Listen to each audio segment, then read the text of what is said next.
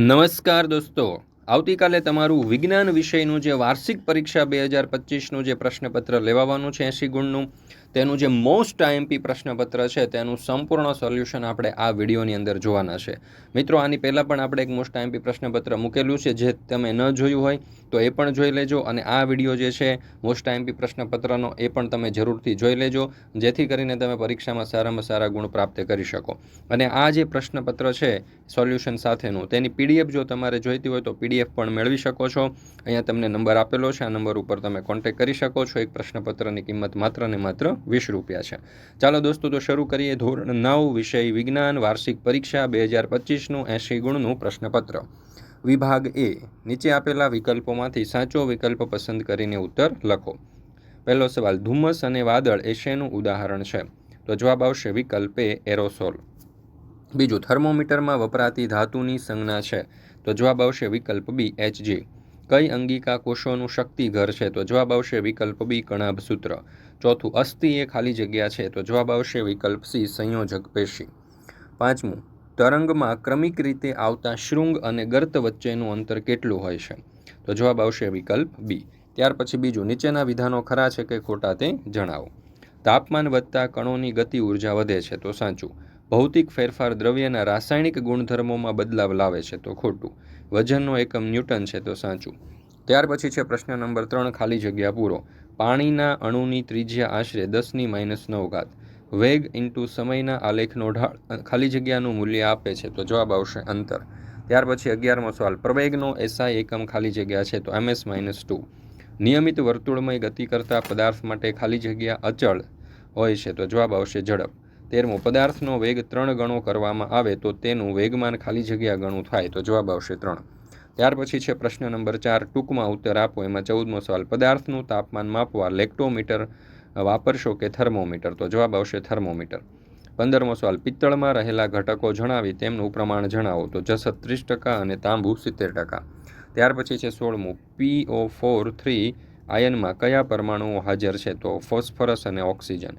CO2 અને પાણી કોષમાં બહાર અને અંદર કઈ ક્રિયા દ્વારા જાય છે? તો પ્રસરણ. કયા વૈજ્ઞાનિકે કોષમાં રહેલ જીવંત દ્રવ્યને જીવરસ નામ આપ્યું? તો પરકિન્જે. રિબોઝોમ કઈ ક્રિયામાં અગત્યનો ભાગ ભજવે છે? તો જવાબ આવશે પ્રકાશ સંશ્લેષણ. ત્યાર પછી છે યોગ્ય જોડકા જોડો. પ્રવેગનો એકમ? તો જવાબ આવશે ms-2. વેગમાનનો એકમ? તો kgms-1. ત્યાર પછી છે વિભાગ બી, વૈજ્ઞાનિક કારણો આપો. ગરમ પાણી કરતાં પાણીની વરાળ વધુથી દજાય છે? તો 373 કિલોવોટ તાપમાને પાણીની બાષ્પના કણોમાં તે જ તાપમાન ધરાવતા પાણીના કણો કરતાં વધુ ઉર્જા હોય છે. વરાળના કણોએ આ ઉર્જા બાષ્પીભવન ગુપ્ત ઉષ્માના સ્વરૂપમાં શોષી હોવાથી ગરમ પાણી કરતાં પાણીની વરાળથી વધુ દજાય છે. ત્યાર પછી છે બીજો સવાલ, NbOHના આણ્વીય દળની ગણતરી કરો. તો NbOHનું આણ્વીય દળ બરાબર 1 NBનું પરમાણ્વીય દળ પ્લસ 1 Oનું પરમાણ્વીય દળ પ્લસ 1 Hનું પરમાણ્વીય દળ. ત્યાર પછી એમાં એની કિંમત મૂકી દે એટલે જવાબ આવશે 40U. ત્યાર પછી ત્રીજું, જો Z બરાબર 8 હોય તો તત્વની સંયોજકતા શું હશે? તત્વનું નામ દર્શાવો. Z બરાબર 8 હોય તો તત્વની સંયોજકતા 2 હશે. તત્વનું નામ ઓક્સિજન છે. ચોથું, નીચે આપેલ આકૃતિમાં આપેલ ભાગોના નામ શોધો. તો અહીંયા છે A બરાબર ક્યુટીન, B મૃદુતક, C દઢોતક અને D જલવાહક. ત્યાર પછી છે તફાવત આપો. અંતર અને સ્થાનાંતર. અંતરે આપેલા સમયગાળામાં ગતિ કરતા પદાર્થે કાપેલા ગતિપથની કુલ લંબાઈ. સ્થાનાંતર, તો સ્થાનાંતરે આપેલા સમયગાળામાં ચોક્કસ દિશામાં પદાર્થના સ્થાનમાં થતો ફેરફાર. બીજું, તે ગતિપથ ઉપર આધાર રાખે છે? તે ગતિપથ ઉપર આધાર રાખતું નથી. તે અદિશ રાશિ છે? તે સદિશ રાશિ છે. અંતરનું મૂલ્ય સ્થાનાંતર કરતાં વધુ અથવા તો સ્થાનાંતર જેટલું હોય છે, જ્યારે સ્થાનાંતરનું મૂલ્ય અંતર કરતાં ઓછું અથવા તો અંતર જેટલું હોય છે. છઠ્ઠું, અનિયમિત પ્રવેગી ગતિ એટલે શું? તેનું એક ઉદાહરણ આપો. તો કોઈ પ્રવેગના વેગનો બદલવાનો દર અનિયમિત હોય તો તે પદાર્થ અનિયમિત પ્રવેગી ગતિ કરે છે તેમ કહેવાય. ઉદાહરણ તરીકે ટ્રાફિકવાળા રસ્તા ઉપર વાહનની ગતિ. ટ્રાફિકવાળા રસ્તા ઉપર વાહનનો પ્રવેગ વારંવાર બદલાતો હોય છે, આથી વાહનની ગતિ અનિયમિત પ્રવેગી ગતિ કહેવાય. ત્યાર પછી છે 7મું, ટ્રેનમાં બેઠેલા એક વ્યક્તિનો ગતિ માટેનો વેગ સમયનો આલેખ નીચે પ્રમાણેની આકૃતિમાં દર્શાવ્યો છે. તો એના ઉપરથી પ્રશ્નના ઉત્તર આપવાના છે. પહેલો સવાલ, આલેખમાં દર્શાવેલ રેખા AB દ્વારા નિરૂપિત ટ્રેનની ગતિનો પ્રકાર? તો અચળ પ્રવેગી. રેખા CD દ્વારા પ્રદર્શિત થતા લિફ્ટની ગતિનો પ્રકાર? તો અચળ પ્રતિપ્રવેગી ગતિ. ત્યાર પછી છે 8મું, એક પદાર્થમાં 4 સેકન્ડમાં 16 મીટર અંતર કાપે છે, ત્યારબાદ 2 સેકન્ડમાં બીજું 16 મીટર અંતર કાપે છે, તો આ પદાર્થની સરેરાશ ઝડપ કેટલી હશે? તો 16 + 16 એટલે કે 32, કુલ સમય 4 + 2 એટલે કે 6, તો કાપેલું અંતરના છેદમાં લીધેલ સમય એટલે જવાબ આવશે 5.33. ત્યાર પછી છે 9મો દાખલો, મુસાફરીના પ્રારંભ સમયે એક કારના ઓડોમીટરનું અવલોકન 2000 કિલોમીટર અને મુસાફરીના અંતમાં 2400 કિલોમીટર દર્શાવે છે. આ મુસાફરી દરમિયાન લાગતો સમય 8 કલાક હોય તો કારની સરેરાશ ઝડપ શોધવાની છે, તો કાપેલું અંતરના છેદમાં કુલ સમય, એમાં આપણે જવાબ આવશે 5/18, એટલે કે આપણો જવાબ જે છે 13.9 મીટર પ્રતિ સેકન્ડ આવશે. ત્યાર પછી છે 10મું, ગતિમાન વાહનો એ અને બી માટે વેગ વિરુદ્ધ સમયના આલેખો આકૃતિમાં દર્શાવે છે, તો કયું વાહન ગતિ કરે છે તે બતાવો. એ અચળ પ્રવેગી અને બી અચળ પ્રતિપ્રવેગી. ત્યાર પછી 11મું, બે ગતિમાન કાર એ અને બી માટે અંતર વિરુદ્ધ સમયનો આલેખ આકૃતિમાં દર્શાવ્યો છે. એમાં પહેલું, કાર એ અને કાર બીનું પ્રારંભિક સ્થાન જણાવો, તો એ કારનું પ્રારંભિક સ્થાન ઉદ્ગમ બિંદુ O અને બી કારનું પ્રારંભિક સ્થાન O થી 500 મીટર અંતરે. બીજો સવાલ, બંને કાર કયા સમયે અને ઉદ્ગમ બિંદુથી કયા અંતરે એકબીજાને મળશે, તો 40 સેકન્ડે અને O થી 600 મીટરના અંતરે. 12મો સવાલ, નિયમિત પ્રવેગી અને નિયમિત પ્રતિપ્રવેગી ગતિ એટલે શું, તેના એક ઉદાહરણ આપો. તો જોઈએ નિયમિત પ્રવેગી ગતિ, સુરેખ પથ ઉપર એક જ દિશામાં ગતિ કરતા પદાર્થના વેગમાં થતો વધારો સમયના એક સરખા ગાળામાં સમાન રહેતો હોય છે, તો તે પદાર્થ નિયમિત પ્રવેગી ગતિ કરે છે એમ કહેવાય. ઉદાહરણ તરીકે મુક્ત પતન કરતા પદાર્થની ગતિ.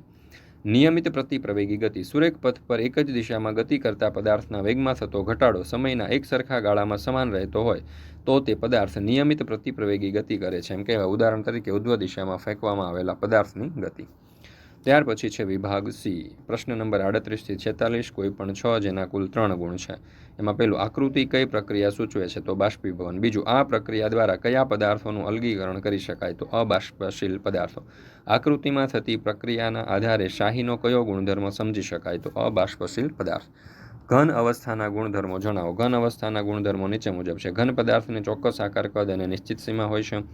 ઘન પદાર્થ ઉપર બાહ્ય દબાણની ખાસ અસર થતી નથી અને તેથી સંકોચન પામતા નથી. ઘન પદાર્થ તરલ હોતા નથી, આથી વહી શકતા નથી. બાહ્ય બળ લગાડવાથી ઘન પદાર્થ તૂટી શકે છે, પરંતુ તેમના આકારમાં ફેરફાર થવો મુશ્કેલ છે, આથી તેઓ દ્રઢ હોય છે. સ્પનજ એટલે કે વાદળીને આપણે દબાવી શકીએ છીએ, કારણ કે તેના ઘટક કણોની વચ્ચે રહેલી જગ્યામાં હવા બહાર નીકળી જાય છે, પરંતુ અવસ્થા બદલાતી નથી. ત્યાર પછી ત્રીજું છે કલીલ દ્રાવણના ગુણધર્મ. તો કલીલ દ્રાવણ વિષયાંગ મિશ્રણ છે, જો કે દેખાવમાં સમાંગ મિશ્રણ લાગે છે. દ્રાવ્યના કણો દ્રાવકમાં વિક્ષેપિત અવસ્થામાં રહેલા હોય છે, જેને કલીલ કહે છે. કલીલ કણો દ્રાવણમાં બધે જ પ્રસરેલા હોય છે. તેમના દ્રાવ્ય ઘટકોના ગાળણ જેવી ભૌતિક પદ્ધતિથી અલગ કરી શકાતો નથી, પરંતુ અસ્ટ્રાસેન્ટ્રીઝ જેવા સાધનથી તેને અલગ કરી શકાય છે. ચાલો, ત્યાર પછી છે ચોથું, જલવાહક પેશીની રચના અને કાર્ય વર્ણવો. વનસ્પતિમાં પાણી અને દ્રાવ્ય ખનિજ ક્ષારોનું મૂળથી પર્ણ સુધી વહનનું કાર્ય કરતી જટિલ સ્થાયી પેશીને જલવાહક પેશી કહે છે. રચના, જલવાહક પેશીના બંધારણમાં 4 ઘટકોનો સમાવેશ થાય છે: જલવાહિનીકી, જલવાહિની, જલવાહક મૃદુતક અને જલવાહક તંતુઓ. ત્યાર પછી છે એમાં આગળ 5મો સવાલ, તફાવત આપો. રેખિત સ્નાયુઓ અને અરેખિત સ્નાયુઓ. તો જોઈએ એનો તફાવતમાં પહેલો મુદ્દો, તે ઐચ્છિક સ્નાયુ પેશી છે, તે અનૈચ્છિક સ્નાયુ પેશી છે. તેમાં ક્રમશઃ રીતે ગોઠવાયેલા ઘેરા બિંબ અને ઝાંખા બિંબ હોય છે. તેમાં ઘેરા બિંબ અને ઝાંખા બિંબનો અભાવ હોય છે. તેની રચના કરતા કોષો લાંબા અને નળાકાર તંતુ જેવા હોય છે. તેની રચના કરતા કોષો લાંબા, બંને છેડે અણીદાર ત્રાકાકાર હોય છે. તેના સ્નાયુતંતુ બહુકોષ કેન્દ્રીય હોય છે. તેના સ્નાયુતંતુ એક કોષ કેન્દ્રીય હોય છે. હાડકા સાથે ચોંટેલા હોવાથી તેને કંકાલ સ્નાયુ પેશી પણ કહે છે. તેને સરળ સ્નાયુ પેશી પણ કહે છે. છઠ્ઠો સવાલ, ગતિમાન પદાર્થ માટે વેગ અને સમયના આલેખનો ઉપયોગ જણાવો. વેગ સમયના આલેખ પરથી ગતિમાન પદાર્થ નિયમિત ગતિ કરે છે કે અનિયમિત તે જાણી શકાય છે. વેગ અને સમયના આલેખ પરથી પદાર્થના વેગના મૂલ્યમાં થતા ફેરફારો વિશે જાણકારી મેળવી શકાય છે. આલેખનો ઢાળ પ્રવેગ દર્શાવે છે. આ પરથી પદાર્થ પ્રવેગી અથવા તો પ્રતિપ્રવેગી ગતિ કરે છે તે જાણી શકાય છે. વેગ અને સમયના આલેખ પરથી આલેખ દ્વારા ઘેરાતા પ્રદેશનું ક્ષેત્રફળ શોધવાથી આપેલ સમયગાળા દરમિયાન પદાર્થે કાપેલું અંતર શોધી શકાય છે. એક જ આલેખપત્ર પર બે જુદા જુદા પદાર્થો માટે વેગ અને સમયના આલેખ પરથી તે બે પદાર્થોના વેગની સરખામણી કરી શકાય છે. ત્યાર પછી છે ટૂંક નોંધ લખો. પડઘો. તો કોઈ ખાલી મોટા ઓરડામાં ખાલી સભાખંડમાં કોઈ વ્યક્તિ જોરથી બૂમ પાડે તો આપણે તેને મૂળ ધ્વનિ પહેલાં સંભળાય છે અને ત્યારબાદ પરાવર્તિત ધ્વનિ સંભળાય છે. આ પરિવર્તિત ધ્વનિને પડઘો કહે છે. શ્રવણ શક્તિના વિલંબનના કારણે આપણા મગજમાં ધ્વનિ સંવેદના 0.1 સેકન્ડ સુધી રહે છે, તેથી પડઘો સ્પષ્ટ રીતે સંભળાય તે માટે મૂળ ધ્વનિ અને પરાવર્તિત ધ્વનિ વચ્ચે ઓછામાં ઓછો 0.1 સેકન્ડનો સમયગાળો હોવો જોઈએ. આમ સભાખંડમાં ઉત્પન્ન થયેલા મૂળ ધ્વનિ અને પરાવર્તિત ધ્વનિ વચ્ચેનો સમયગાળો 0.1 સેકન્ડ કે તેથી થોડો વધુ હોય ત્યારે મૂળ ધ્વનિ અને પરાવર્તિત ધ્વનિ અલગ અલગ સંભળાય છે. આ પરાવર્તિત ધ્વનિને પડઘો કહે છે. ત્યાર પછી છે 8મો સવાલ, શ્રાવ્ય ધ્વનિ અને અશ્રાવ્ય ધ્વનિ વિશે સમજાવો.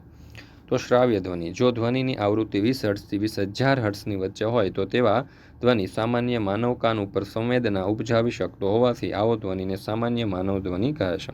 ધ્વનિ તરંગોના આ આવૃત્તિના વિસ્તારને શ્રાવ્યતા વિસ્તાર કહે છે તથા આવા ધ્વનિને શ્રાવ્ય ધ્વનિ કહે છે. આમ માનવ કાન માટે 20 હર્ટ્ઝથી 20,000 હર્ટ્ઝ સુધીની જે શ્રાવ્યતા હોય છે તે અનુકૂળ હોય છે. ચાલો ત્યાર પછી આપણે જોઈએ 9મો સવાલ, કંપન એટલે શું? ધ્વનિ કઈ રીતે ઉત્પન્ન થઈ શકે? કંપન એટલે કોઈ વસ્તુની ઝડપથી વારંવાર આમ તેમ અથવા તો આગળ પાછળ થતી ગતિ. ધ્વનિ હંમેશા કંપિત વસ્તુઓ દ્વારા જ ઉદ્ભવી શકે. દાખલા તરીકે તાળી પાડીને, હવાના બંધારણીય કણોને કંપિત કરીને, વાયોલિનમાં ધીમો પ્રવાહ કરીને, અફાળીને કે ઘસીને, સિતારના તારને પકડીને ખેંચીને અને વાંસળીમાં હવા ફૂંકીને. મનુષ્યના શરીરની અંદરના વાક તંતુઓને કંપન કરાવીને, પંખી પોતાની પાંખો ફફડાવીને, માખીની ઉડવાની વિશિષ્ટ રીતને લીધે ઉદ્ભવતો ગણગણાટનો ધ્વનિ વિવિધ વસ્તુઓનો આંચકો આપીને કે ધ્રુજાવીને હલાવીને. ત્યાર પછી છે વિભાગ ડી. પ્રશ્ન નંબર 47થી 54માં કોઈ પણ 5 પ્રશ્ન લખવાના છે. દરેકના 4 ગુણ રહેશે. પહેલું, રુથરફોર્ડ એક્સ કણ પ્રકિરણના પ્રયોગોના તારણો જણાવો. તો રુથરફોર્ડના સ્વકણ પ્રકિરણના પ્રયોગોના તારણો નીચે મુજબ છે. સોનાના વરખમાંથી મોટા ભાગના સ્વકિરણો વિચલન પામ્યા વગર સીધા જ પસાર થઈ જતા હોવાથી કહી શકાય કે પરમાણુનો મોટા ભાગનો વિસ્તાર ખાલી છે, અર્થાત પરમાણુ મહદઅંશે પોલો છે. ખૂબ જ થોડા આલ્ફા કણો પોતાના માર્ગમાં વિચલન પામે છે, જે દર્શાવે છે કે પરમાણુમાં ઘન વીજભાર ભાગ એ ખૂબ જ ઓછી જગ્યામાં રોકાયેલ છે. બીજું, રુથરફોર્ડે સૂચવેલ પરમાણુના કેન્દ્રીય નમૂનાની લાક્ષણિકતાઓ જણાવો. તો રુથરફોર્ડે તેના પ્રયોગના આધારે પરમાણુનો કેન્દ્રીય નમૂનો રજૂ કર્યો જે નીચે મુજબની લાક્ષણિકતા ધરાવે છે. પરમાણુમાં રહેલા ધનભારિત કેન્દ્રોને પરમાણુ કેન્દ્ર કહે છે. તેમાં પરમાણુનું સમગ્ર દળ સમાયેલું છે. ઇલેક્ટ્રોન કેન્દ્રની આસપાસ નિશ્ચિત કક્ષાઓમાં ભ્રમણ કરે છે. પરમાણુના કદની સાપેક્ષે તેનું કેન્દ્ર ખૂબ જ નાનું હોય છે. બીજું, નીચેના પરમાણુઓની બોહ નમૂના પ્રમાણે પરમાણવીય કેન્દ્ર રચના લખો. તો અહીંયા તમે જોઈ શકો છો, આપણે દર્શાવીશું. ચાલો ત્યાર પછી આપણે આગળ જોઈએ 4થો સવાલ, આશ્રુતિ એટલે શું? આશ્રુતિ ક્રિયાનું એક ઉદાહરણ જણાવી આશ્રુતિ ક્રિયાનું મહત્વ જણાવો.